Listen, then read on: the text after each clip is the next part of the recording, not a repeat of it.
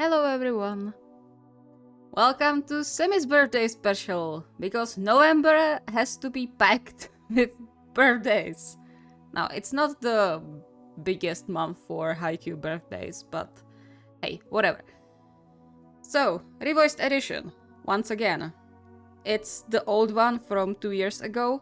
By the way, story-wise, this one belongs before the What Hurts series. As always, special thanks to my lovely patrons and all of you who subscribe and watch these videos. You are keeping this channel alive and going. Thank you very much, and I hope you will enjoy.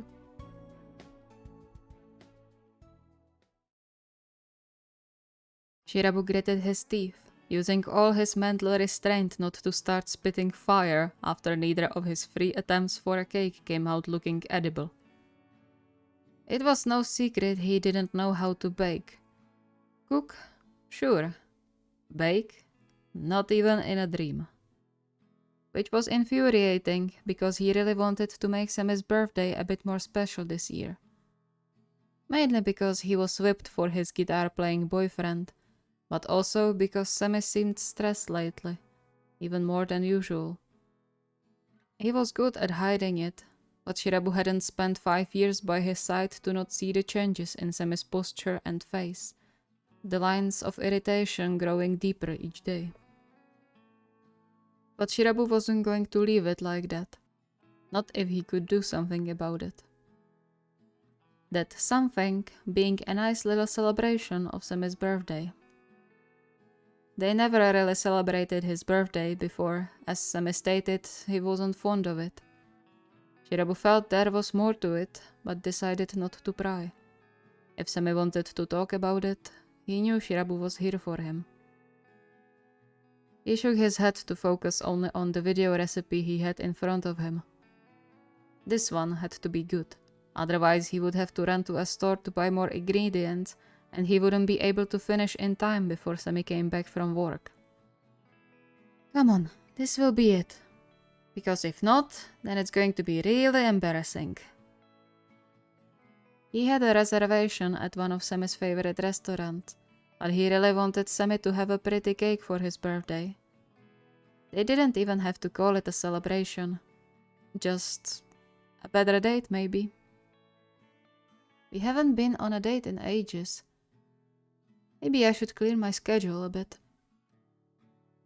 He followed the instructions in the video, inwardly praying to all gods available to let him finish this one in success, and pushed the form into the oven. He pierced the cake with his gaze, hoping it would somehow miraculously change the fact the top was really uneven and one side was taller than the other. But it was still his best creation that day. He hoped Semi would at least appreciate the good intention. It's the thought that counts, right? He decided to cut away the bad parts, which left him with a shape, but at least he was sure the remaining parts tasted good. Keys rattled in the lock, and he quickly hid the cake in case Semi decided to come into the kitchen. Welcome home. The shuffling by the door stopped for a moment, before he heard light footsteps coming into the living area. Evening, Shirabu. Shirabu furrowed his brow and peeked out of the kitchen, spotting Semi wavering towards the couch. Shirabu? What did I do? Semi paused and turned to him with a confused expression on his face. Oh, sorry. Job deformation. Shirabu frowned. Are you okay? You look terrible. He actually couldn't remember when he saw Semi like this the last time, with slightly dazed eyes and dark circles under them, hair sticking into every direction and his walk wobbly. His heart ached seeing his beloved like this, and he inwardly cursed whoever was making Semi's life difficult at his job. It's fine. I'll go to sleep early today and it will be fine. Oh, but I just... Semi's phone rang. Semi groaned and picked up, giving Shirabu an apologetic look. Yes? No, I'm home. I can't get to it now. No, of course. Shirabu wasn't sure if he should be disappointed or worried. The call was obviously related to Semi's job, and given the slowly deepening wrinkles around his eyes, it wasn't anything pleasant. But he's off the clock. What in the hell do they want from him now?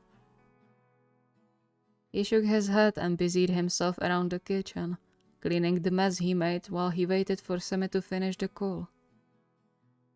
Poor Eita. When he returned to the living room, Semi was already collapsed on the couch and rubbing his face with his palms. Shirabu felt horrible for interrupting even that moment of rest he could get, but the reservation was in an hour and they had to get ready if they wanted to be on time. Eita? When Semi didn't react, he lightly tapped on his shoulder. Eita. What? Shirabu flinched and stepped back, shivers running down his spine when he saw the flicker of fury in Semi's eyes. It was just short-lived, as in the next second, his eyes widened. Shit. Sorry, Kenji. I didn't mean to yell at you. It's fine. Is it that bad? Semi sighed and hesitantly reached for Shirabu's hand, leading him to sit by his side. He then hugged him and buried his face into his stomach. I'm just so tired of everything. Everyone wants something from me. To cover their shifts, to help out with others' work because half of our department is apparently incompetent. It was fine at the beginning, but now it's just too much. Shirabu hummed, slowly running his fingers through the soft ash blonde hair. You should slow down. You can't keep doing other people's work for them. Look how exhausted you are. It's not good for your health. Semi squeezed him tighter. I know, but I feel bad when I don't help them. And the overtime pay isn't that bad either. Shirabu sighed. You are too kind for your own good. Maybe. But that's the reason you love me, right? One of the reasons. He bit his lip and checked the clock. What would you say if we went out today? To relax a bit.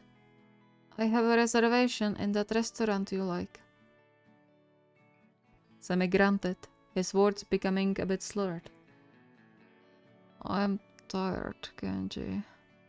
Can we go another day? But your birthday. Enough time before that.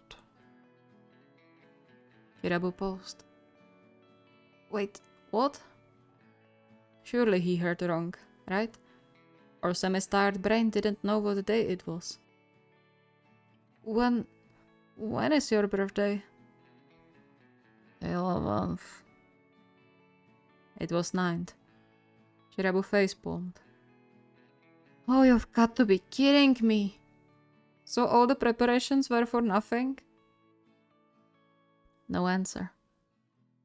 Eita? A quiet snore was the only response he got.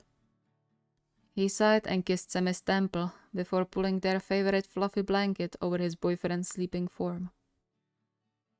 Sleep, love. You need it. Wait, so you are telling me you prepared all of this just to get the date wrong? Aren't you supposed to be the one with better memory from the two of us? Semi looked genuinely amused by that. Shirabu, not so much. He felt bad enough about messing up his own boyfriend's birthday, especially since it was such an easy date to remember. The last thing he needed was the sad boyfriend making fun of him. Stop laughing at me. Do you know how long it took me to finish that damn cake? 4 takes, Eita. 4! It took me a week to persuade that place to give me a reservation. And it was all useless because I'm stupid and can't remember the date correctly. Semi chuckled and kissed his forehead. You aren't stupid, Kenji. And it wasn't for nothing. We can still eat that cake now. We don't need birthdays for that. Sorry about the reservation, though. But it will lose its meaning without birthday. He hid his face in his palms, too embarrassed to look at Semi any longer. I'm sorry, Eita. I wanted to do something nice for you because you looked really stressed and I know you don't like celebrating birthdays, but we wouldn't have to call it a celebration, you know? Just a bigger date or something, but I managed to screw that up too. I'm so sorry. Semi gently pulled his hands away and gave him one of his brightest smiles, the ones that made Shirabu fall in love with him in the first place. Why are you still apologizing? There's no reason for that. But I'm feeling much better now, thanks to you. I thought it was impossible for me to love you even more, but here I am, falling deeper and deeper every day. Shirabu blushed. But I didn't do anything. You went out of your way to make a nice day for me. That's more than I could ask for. And you being with me and letting me sleep with you in my arms is the best thing in the world. He pulled Shirabu to his chest and closed the distance between them, locking their lips in a loving kiss. Thank you for always taking care of me. Thank you for staying by my side even when I'm an annoying brat. Semi smiled, the sight giving Shirabu butterflies. I wouldn't have it any other way. Love you, my sweet bratty doctor. Now, how about we try that surely delicious cake? Shirabu snorted a short laugh. Sure, but don't you dare to eat it all. I want some too. Can't promise anything. Eita!